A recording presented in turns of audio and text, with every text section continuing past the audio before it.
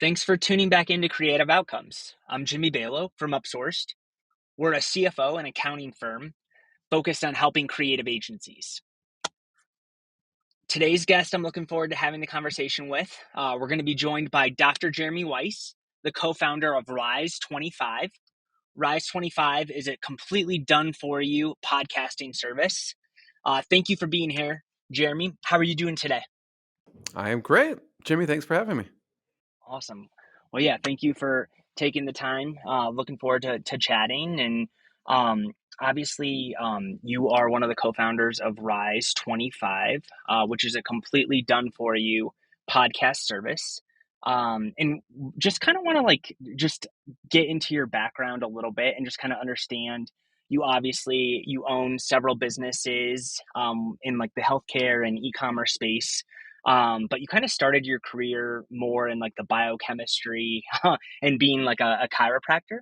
And just am really interested and kind of fascinated by the transition of going from that to Rise 25, and sort of like the business that you're running now. Yeah, Jimmy. So it's interesting. So my background is in biochemistry. I studied biochemistry at University of Wisconsin in Madison, and then I went on to chiropractic school. And it's funny when you're in chiropractic school, they teach you to be a chiropractor, but they don't talk about business related stuff. So I had to kind of go out and seek that out on my own.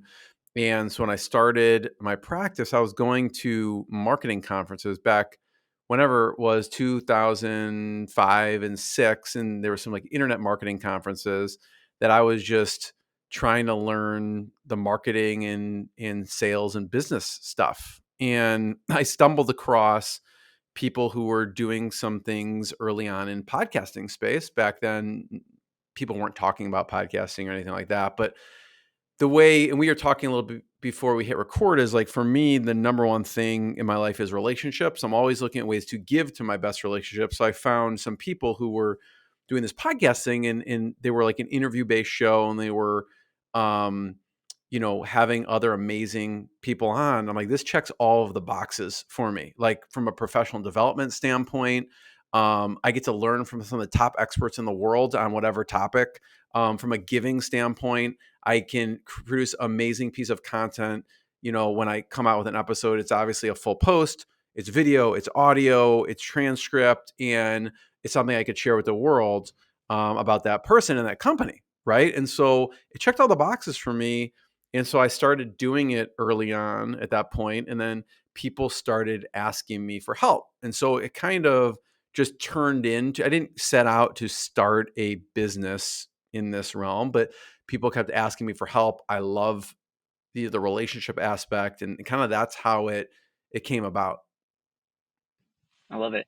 Have you, like growing up, did you always kind of have that like that founder sort of mentality, and like did you know like, hey, I'm gonna own my own business, and like was that has that spirit always been sort of something that you've gone after?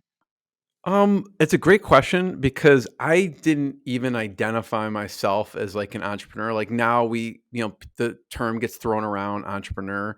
Growing up, I didn't even know what that meant. My dad had his own business as a dentist, and so around the dinner table, we would talk about this kind of stuff. And it actually, to be honest, Jimmy, seemed really stressful. He was talking about like staff stuff and stuff going on with patients and all the stuff about running a business. And I was like, this sounds really stressful to me. But so that talk was always around the table about business, having your own business, all the elements that go into that. And it was kind of cool when I got to visit his office. It was like his office and walk around. But I did always, looking back, have that entrepreneurial spirit. Like I was always selling something or doing something, even in chiropractic school. When I majored in biochemistry because I looked back and I heard that the hardest classes in chiropractic school were biochemistry and on the board exams. So I figured if I major in it, I'm going to dominate. I'll be fine. Right. And so it turned out I ended up um, teaching. It was based on a curve, but I ended up teaching my classmates and having a study sessions for biochemistry. And I would charge, instead of charging like an hourly rate of like whatever, 10 or $20 an hour for tutoring, I would charge like $10 a head, and I would hold a biochemistry review session for classes. And so if like 20, 30, or 40 people came to that review session, I'm making, $400 in a couple hours. If I do 2 sessions in a weekend, I was doing pretty well. So I just always saw inefficiencies and how to make things efficient and just try to deliver value, but I never thought of myself as an entrepreneur. Well, I guess like fast forwarding to today, like Rise 25. So obviously like B2B done for you, like podcasting. Like how big is the team? Sort of like give us sort of like the rundown on where you guys are at right now. Yeah, and so as far as what we do, and kind of goes back to what you said, I never set out to create a business out of this, and so it started basically what I wanted to do for my own sanity because I was running several businesses, is I wanted to show up, do the show, build the relationship, run my business, and do nothing else. And so I basically created a process where that happened for me, right? So I wasn't anyone who has a show and they were running it themselves. I did that way back when, and staying up till midnight the night before to make sure an episode was getting out. I'm like, I can't do this anymore. This is insane. So, basically we created a dashboard for our clients that I always wanted, basically submitting the episode, and then everything else is done. So we have a team of audio, video team, writing team, editing team, uploading team, because we don't want anyone touching it. Even from the standpoint, Jimmy, of when the episode goes live, our team will email the guest that is live with the link with some, materials that they can copy and paste. Because that's even, and this because of your podcast, sometimes if that ball gets dropped, everything else is kind of pointless. You don't even let the guest know that it's live. So we looked at the sticky points and the friction, and I experienced that firsthand of where was I dropping the ball with these things. Like the episode would go out and I wouldn't let someone know till like 3 weeks later or something. So we have a full customer support team that basically handles all the incoming emails, but outgoing emails to let all the guests know that show that it's live, right? And also just going in and handling all of the uploading of the show as well. Sometimes we'll do snippets for shows. So we have a social media team that will do snippets, and sometimes people will want us to post it on their social. Okay. Now it's funny. Some companies who do social media marketing, we run their podcast, they still have us do it because they're focused on their clients. So can they do it? Yeah, it's kind of like with your guys' service, upsourced accounting. Like, can people do it? Yeah, but like, should they be doing it is a different question, right? And so I'm like, and even this is their superpower, even, but like they're focused on their client. So for the podcast, they're like, hey guys, you just take it, we create the snippets out of it, and we post it on social for them. So all pieces. And then we have, account managers and strategists that basically for me, anyone can talk into a mic and publish it on YouTube or something, right?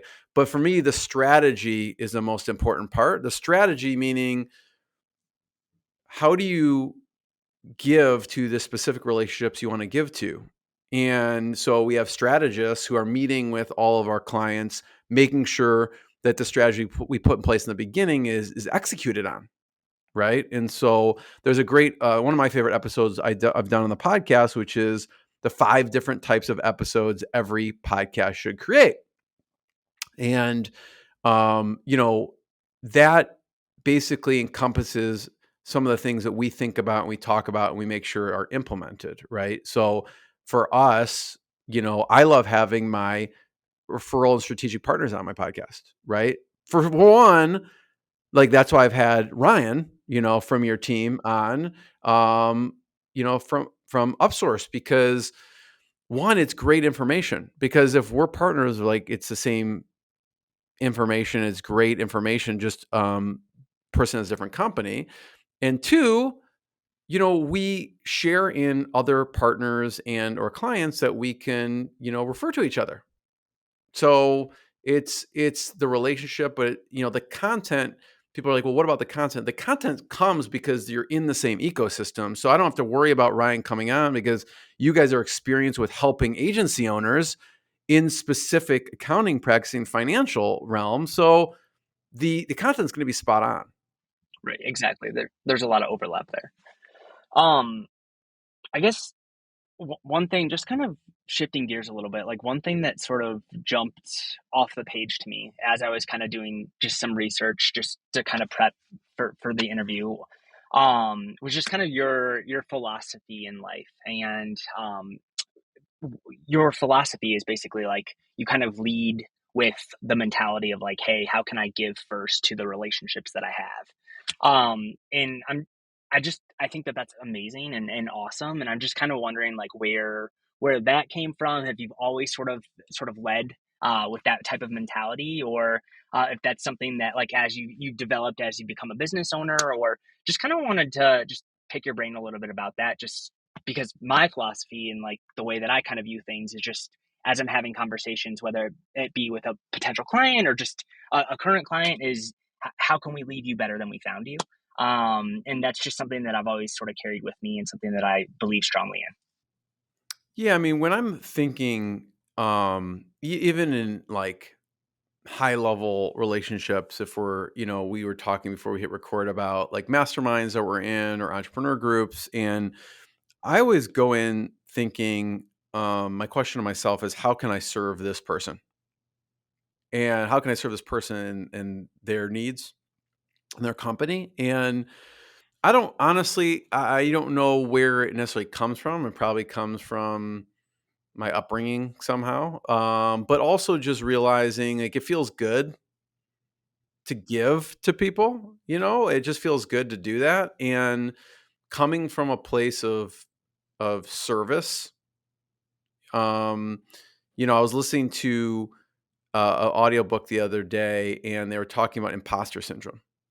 And um I was thinking, imposter syndrome and I don't know, I've experienced this in various degrees. I think a lot of people have. But when I think about that's when I'm thinking about myself, imposter syndrome. But like if I'm thinking about how do I serve someone else, it makes me less nervous to think about if I'm going to a conversation with a big CEO or entrepreneur and I'm just thinking, how do I serve this person? And so that's how I go into the conversation. Even from a podcast perspective, people are like, well, there's various degrees of, sometimes people don't have any strategy for their podcast, but let's say someone did, right? You could have your referral partners on, you could have your strategic partners on, you could have your potential clients on, you could have your past clients on. But like, I don't think of when I have a guest on, um, I want this person in my head. I'm not thinking, I want this person to be a referral partner or I want this person to be a client. That's not actually what I'm thinking. I'm thinking, how do I get that person a partner and a client? How do I serve this person? Right. And so that's actually my goal. My goal is to serve them in their goal. Right. Because Ryan, or, Jimmy, when I had Ryan and I never had someone say, God, Jeremy, stop sending me referrals or stop, it's just, I always think of that. And there's a great book, Give and Take, by Adam Grant. And it's one of my favorite books. And he talks about how givers are the most successful and givers also are the least successful because, and I'll let everyone check out the book, but sometimes givers, and I know people in my universe, they're just true givers, except for they just need to be careful with their time. And so I do think about that, and I don't expect anything necessarily in return at all. I mean, I hope a relationship blossoms and I hope something happens, but that's not my expectation. So it's hard to give without expectation. It's really kind of a difficult concept. Brian Kurtz is one of the best in the world on that, and his book Over Deliver, one of my favorite books as well. And he talks a lot about that too. But that is totally how I think. You got it. No, I appreciate you sharing that, and that's something I know we were talking a little bit about before we hit record, but imposter syndrome is something that I personally struggle with a lot. And I think that that's a really good unlock. And so I appreciate you just kind of sharing that and kind of walking us through that mentality. And I think that it definitely sort of like don't view it from your own perspective, but view it just from like the person that you're talking to's perspective. I think is huge. So thank you. I have to talk myself off the ledge of those things, Jimmy, all the time. Like, wait, oh, wait, why are you nervous? Okay, settle down, Jeremy. Like, just think about how you can help serve them. And like, okay, Jeremy, you're settled, right? So I have to battle that self talk myself all the time. Totally. Um, I guess so obviously like there's a lot of overlap in terms of the types of clients that we both work with. We both work with a lot of like B2B creative agencies and digital marketing and other types of agencies. And um, one of the questions that I'm sure a lot of agency owners are thinking is like, hey, I have a podcast, and one of the questions that we get a lot, and our team is obviously like very analytical, just accountants and CFOs, and so there's a lot of how do you measure the ROI? And I think that one of the things that I've really appreciated just from listening to you talk and just from your team is basically looking less at the data and more on like the relationships. And I'd love to just kind of understand sort of like, I'd love for you to sort of share your philosophy just around that and just around how you guys think about ROI. And you're obviously in like the podcast business. This is what you do. You're thinking about this all the time. And so hearing that perspective from somebody that is sort of like, this is their bread and butter and something that they're really passionate about, I think is really sort of like impactful. I love the conversation, Jimmy, around ROI because this question comes up a lot. And I'll say, we go against the grain with this question and with this answer. And by the way, because we only really do B2B podcasts, right? We do not do true crime podcasts or comedy podcasts. So, we aren't looking at vanity metrics. We aren't looking at download subscribers. And I had this conversation with someone, and it was a SaaS company. Okay. And they were like, well, how do we get more download subscribers? I'm like, that's not really the question that you want to answer, because let's say, and this is an enterprise SaaS company, right? Well, let's say 2 million people listen to your podcast. Okay.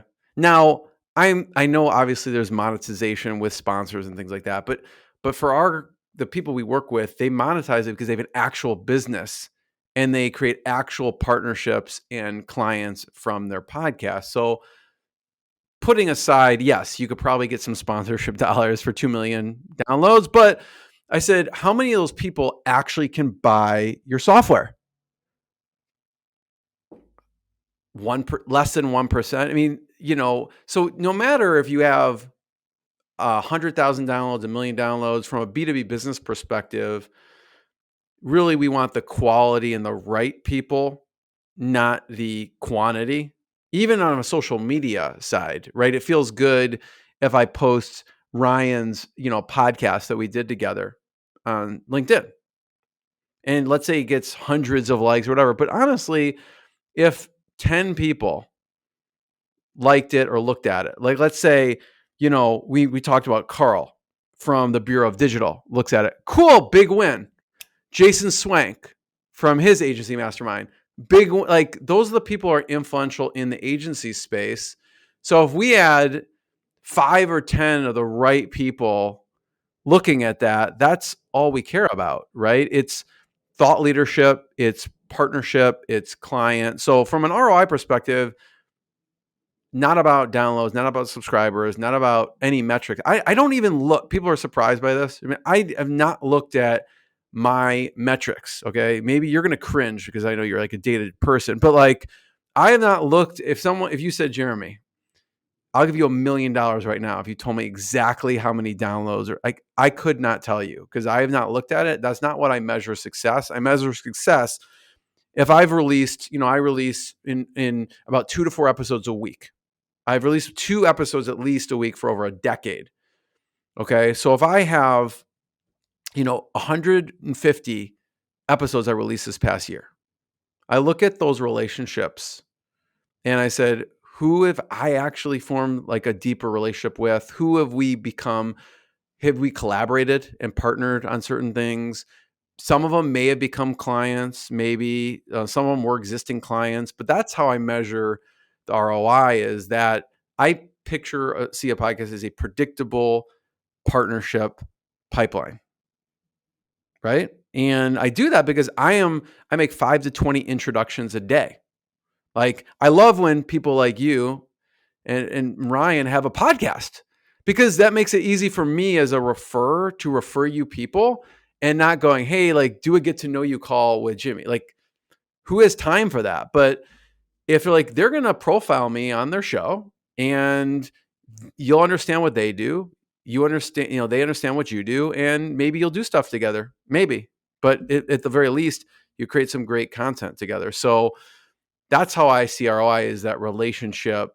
I'll look back 150 people this past year that I released and, who are the people I build. And it's not just money. ROI is like, I've gone to people's weddings. I've gone on family vacations with people. Like that to me is ROI, like a relationship. Like when you come through Chicago, hopefully we get to hang out and have dinner or something like that. Like that is ROI for me, actually having deeper relationships. Totally. How so like one of the things that has really helped us and something that like is just a part of the way that we approach things is just consistency. Just doing the little things well every single day and then you see the results stack up. And like that is something that I attribute to how we've been super successful in the way that we interact with our clients on a daily basis. And I guess one of the things that I'm curious about is like, how are you, do you have sort of like a personal CRM, or do you have like a way of like, what is sort of your methodology in terms of sort of like managing these relationships and like sort of like sitting down and like figuring out like, hey, who do we need to kind of like make sure that we're sort of paying attention to, or that we're sort of like figuring out a way to kind of give back to these individuals right now? Yeah, I love it. So I am a very process oriented person. Okay. Very process oriented. But but you know, once a day, I designate 10 minutes to go through my text message. This is it's not anything fancy. Okay. I'll just say right there. We do have a CRM. I'll talk about that in a second, but 5-10 minutes a day, I look at my texts and I scroll through and I see who haven't I contacted. I mean, usually if they're in your cell phone, it's a good relationship, right? It's not guaranteed, but your good relationships are in your cell phone. So if I scroll through and I scroll through, go back. I encourage anyone right now, scroll and look at your text. Like obviously the people on the first couple, like maybe spouse or someone like that, someone you're communicating. But once you go back like a month or two, you're like, oh yeah, I haven't talked to this person in like 3 months, and they're probably an important relationship. So at least once a day, I'm going through and I'm looking who have I not connected with, who's in my cell phone. Okay. Um, and then the podcast is my mechanism and my consistency from follow up because when I have someone on, I'm thinking about like even when I came on today, Jamie, I'm thinking who in my life is important to me that I want to make sure that I mention because they're important to me and I admire their work. And Brian Kurtz is one of those people, right? So I had that. It wasn't by chance. I was like, Brian Kurtz and his book Over Deliver is one of my favorites. I need to mention Brian on the show because it relates to obviously my philosophy too. So every time I am on a podcast or do a podcast, I'm thinking, who really do I want to make sure to talk about that's important and actually explain why. So each podcast, since we were talking, this last week I probably did 9 episodes. I don't release 9 a week, but I did 9 episodes. And so each episode I do, I think about, it's a time for me to reflect on who should I be making sure to mention or talk about. Okay. But from a CRM perspective, we've used Pipedrive. We've used a bunch of different ones. Right now we use Active Campaign, but we have a meeting every single day for a half hour and we pull up our Active Campaign and we have a partnership pipeline. And our partnership pipeline, when people have phases of a pipeline, each phase is how do we give to our part. It's not what do we receive, but each phase is how do we give to our partners. And so we look and see who's on that pipeline, and we go through it on a weekly basis. Okay. Even if it's repetitive, like, okay, what can we do to give to them? Should we send them a referral? Do they have a podcast? Do we send them a guest who would be good for their podcast? Have we had them on our podcast? We have a physical newsletter that we publish. Did we include them in a physical newsletter? We have an insert in the physical newsletter. Do we include them? Did we send them a gift of some sort over the past like 6 months that we should be, all of those things. And so we look at that, and there's like 4 of us on that meeting, that it's a meeting to get stuff done, right? It's like, oh, Jimmy's on the list. Did you message Jimmy lately to see if he needs a great guest suggestion or not? No, I haven't actually messaged him in 3 months. Okay, message. So we're all kind of dividing and conquering and messaging people on that call. And that's how we manage it with Active Campaign. No, like I love it. I mean, I think that that's just like any sort of like any agency, any B2B business can definitely like take that and sort of implement it. Just because you see so many businesses focused on sort of like the new biz pipeline or the new hire pipeline and sort of like where they're at. But in terms of like strategic partnerships or strategic relationships, I think that element sometimes there just isn't sort of that intentionality. And I think that the way that you just described it, it just makes a lot of sense. So that's awesome. Um, I guess one question, just kind of like switching gears a little bit, like one question that I kind of wanted to follow up on, just in terms of strategic partnerships and clients, is just sort of your framework at Rise 25 around the Dream 200 process. And just being really kind of strategic about that. Because like obviously we sort of talked about, hey, you've got this pipeline, you're sort of managing these strategic relationships. Like obviously you've been doing this for a really long time. But if somebody is just getting started or somebody is just trying to kind of implement this process for the first time around strategic partnerships, walk me through that like Dream 200 framework, or like what they should be thinking about and how to kind of begin that process. Yeah, the first thing is funny, whether someone, Jimmy, has been podcasting for 10 years or they haven't launched yet, we always do a Dream 200 roadmap with a company and client before we even say, even if they're like, we just want you to take over our podcast or we just want you to start. Great. We always start with a plan and a roadmap, and that roadmap is kind of a 12-month roadmap to ROI for their podcast. And we start that roadmap with mapping out a dream 200, 300, 400, 500, how many of her names. And so some people think of like a dream 200, 300 as clients. Okay. But we broaden it a little bit.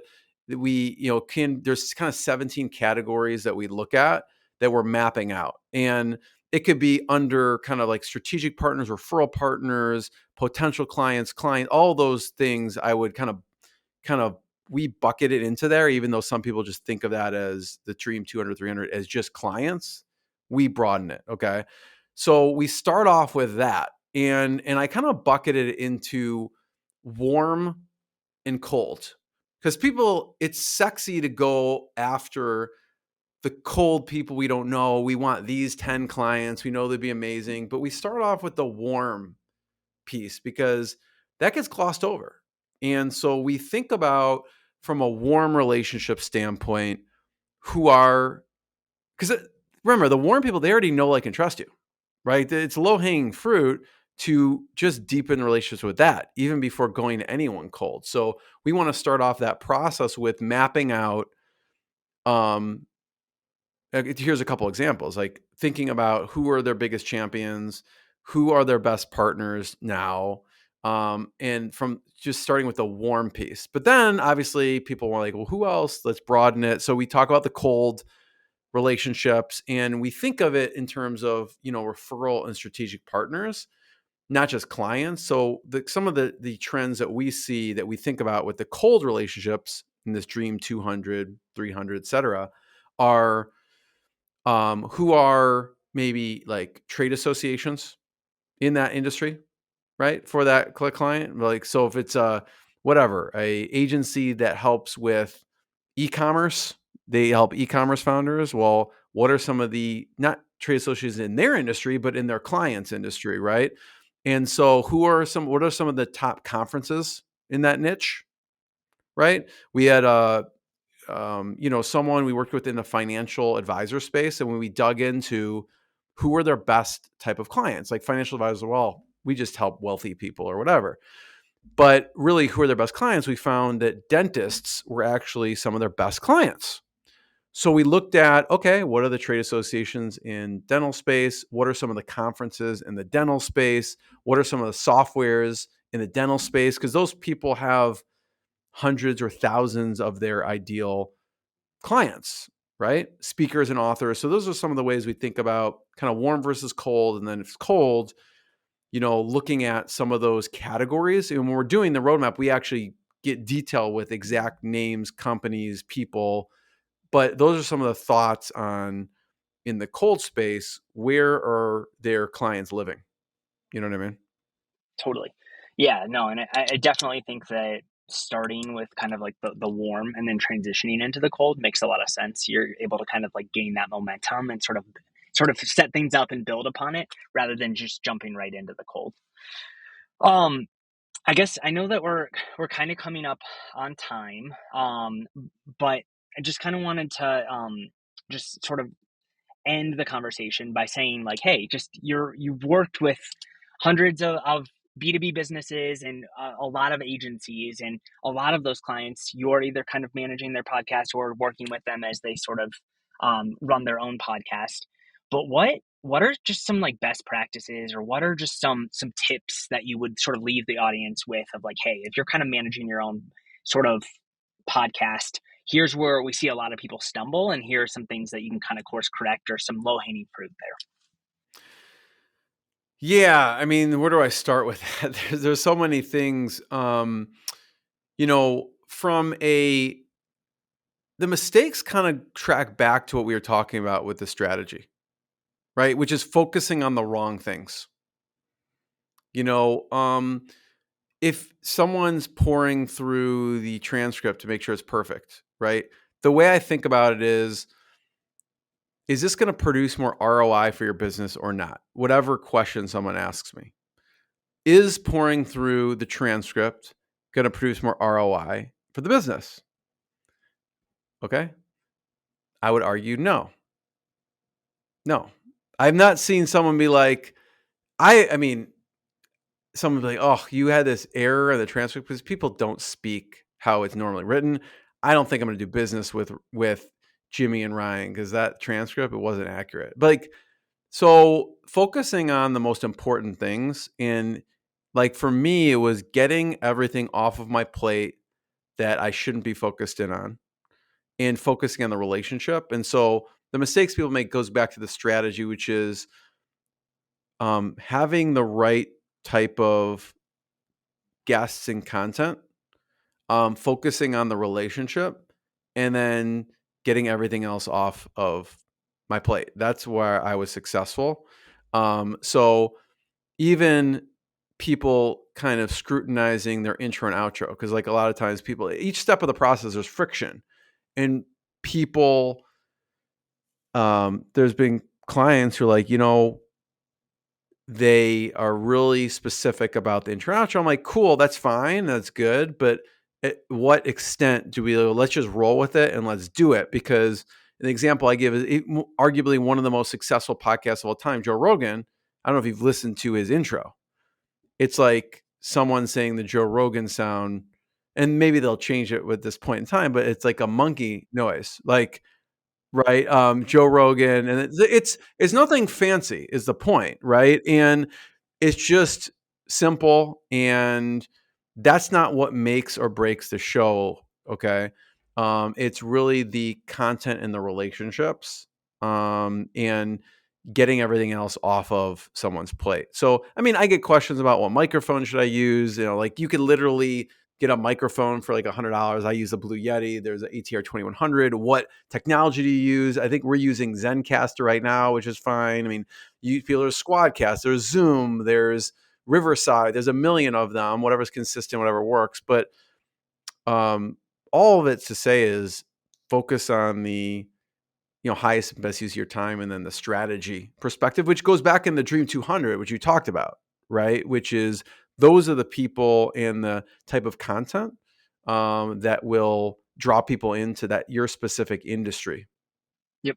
No, I love it. I think that that's a good way to kind of sort of land the plane and wrap things up. Is hey, focus less on like the tech and the tools, and focus more on like the relationships. And I couldn't agree more with that. And so I guess sort of in closing, if people wanted to learn more about Rise 25 or learn more about you, where would you direct them, or where's the best place to look?